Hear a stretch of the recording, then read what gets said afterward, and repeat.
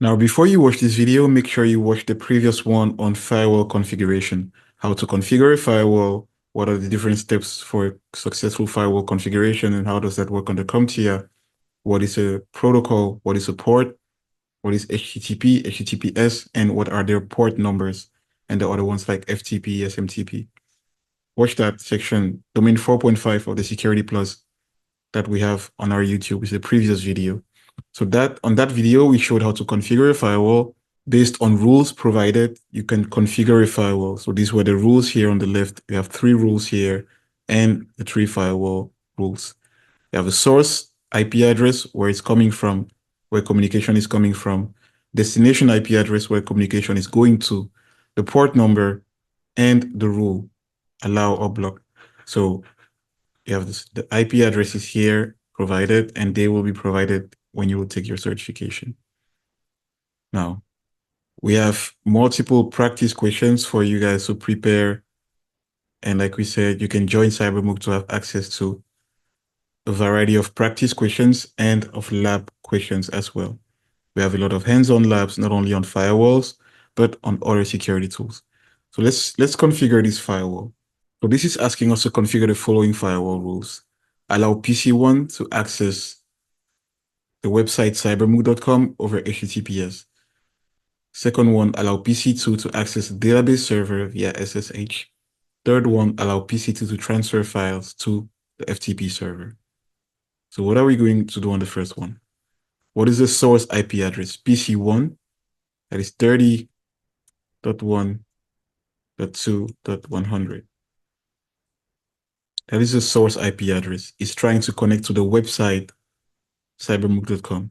But to go to the website, it has to go through the router to the internet. If you look at the path like this, and what is the IP address of the router? 40.1.2.1. Which port number is used here? It says over HTTPS, which is encrypted connection, encrypted network traffic. So 443. And finally, what is the rule? Do you want to allow or block? Here we are allowing. So source, destination, port number, and rule. Do you allow or do you block? Second one says allow PC2, which is this one, to connect to the database server via SSH. What is the database server IP address?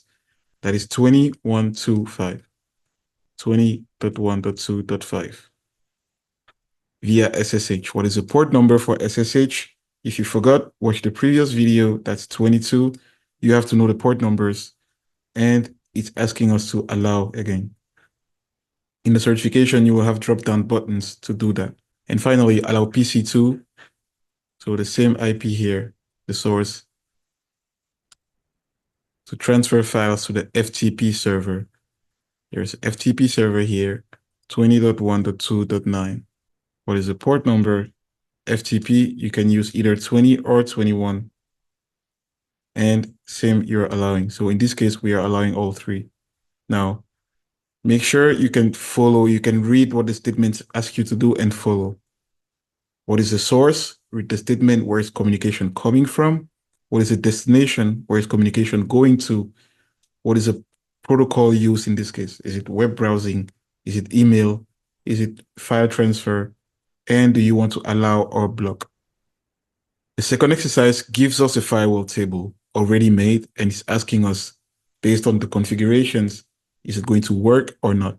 So this table has 3 rules already made and 4 statements below, and it's asking us, is this statement possible or not based on the firewall? So first one says use SSH to connect to 25.30.40. Does any of the lines above satisfy this statement? First, line 1. Any source, so we're fine with that. Destination 25.30.40, that's a good start. Port number 22, that's SSH. And it says allow, so we can use SSH to connect to 25.30.40 because it is allowed in the firewall table. So that's an allow. This one was an easy one. The second one says use SSH to connect to 25.30.140. So again, any source, all of them, any possible source. So we don't care about the source. Destination 2530.140. This looks interesting, but it's asking for SSH connection. So this line 2 will not satisfy. Let's go back and take a look at line 1. Any source, yes. SSH as required, yes. But destination is 2530.140. So this one does not satisfy. So we go to the third line. Any source, any destination. So this satisfies our request, and any port. So it could be SSH or any other one, considers all of them. But this one says block. So we have a block here and not allowed. Change that to a block. The third one says request an unsecured web page on 2530.140. So we take again a look. The source can be any source, so it doesn't matter. Destination is 2530.40, but we want 140, so we can skip the first line. Second line, any source, destination 2530.140, and port number is 80. 80 on secure web page HTTP, and it says allow. So this satisfies our configuration, and we have an allow here. And the fourth one says request a secured web page on 2530.140. Secured web page, it cannot be this one. And it could be the second one, but this is for unsecured web page. Remember, the destination is 2530.140. So obviously it's going to be line 3, any source, any destination, any port number, and it's a block. So this is another way of reading a firewall table. You're given the table and you have to analyze. So at CyberMook, we have multiple exercises on firewalls. Feel free to join us, to contact us, to enroll to our course by following the links below, and to subscribe to our YouTube page. All right, guys, that concludes our course for today. Let me know what you think. Hope you enjoyed it.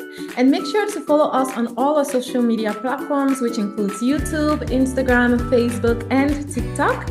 Of course, do not forget to order our awesome Amazon flashcards that you can get for just $15, and they're awesome because they help you study.